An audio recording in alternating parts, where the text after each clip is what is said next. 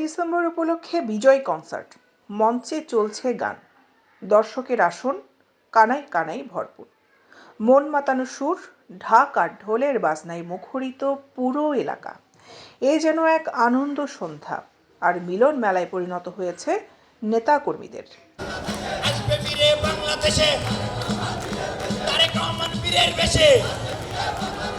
গতকাল সোমবার নগরীর কদমতলীর রাহাত সেন্টার চত্বরে জাঁকজমকপূর্ণ কনসার্টের আয়োজন করে সদরঘাট থানা ও ওয়ার্ড বিএনপির অঙ্গ সংগঠন। এতে শত শত নেতাকর্মী সহ সর্বসাধারণের উপস্থিতি ছিল চোখে পড়ার মতো।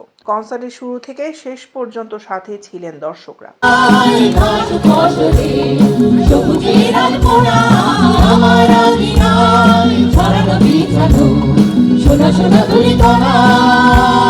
উক্ত অনুষ্ঠানে প্রধান অতিথি হিসেবে ভিডিও কনফারেন্সে বক্তব্য রাখেন বিএনপির জাতীয় স্থায়ী কমিটির সদস্য আমির খসরু মাহমুদ চৌধুরী। প্রধান বক্তা ছিলেন বিএনপির জাতীয় নির্বাহী কমিটির সাবেক সহ সাংগঠনিক সম্পাদক আবুল হাশেম বক্কর। বিশেষ অতিথি ছিলেন চট্টগ্রাম মহানগর বিএনপির সদস্য সচিব নাজিমুর রহমান।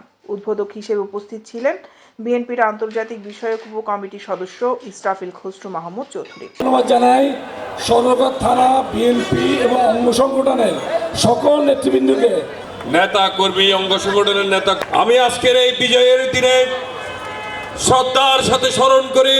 আসলে আমি বক্তব্য রাখবো না, আমাদের এখানে আমাদের চট্টগ্রামের, আমি সবার নাম বলতে গেলে একটু সময় নষ্ট হবে।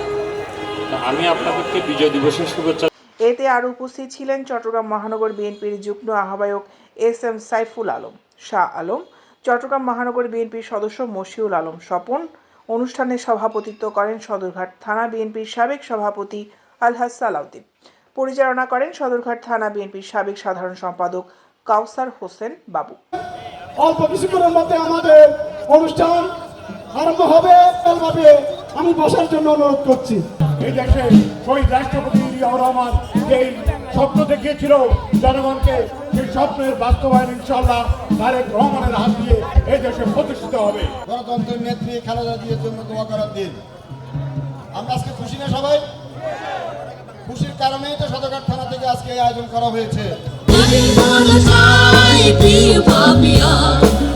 দৈনিক আজাদী নিউজ ডেস্ক।